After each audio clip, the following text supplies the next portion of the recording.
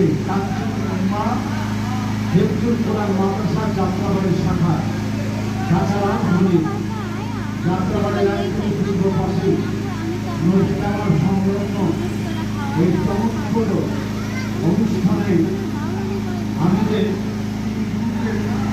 ছাত্রদের সকল ছিলাম নাজারা থেকে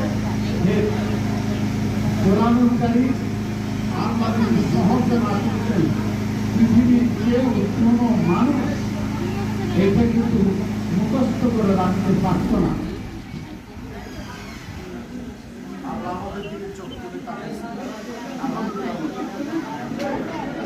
আমি যা জিজ্ঞাসা করবো জোরে বলা লাগবে কিন্তু আলহামদুলিল্লাহ।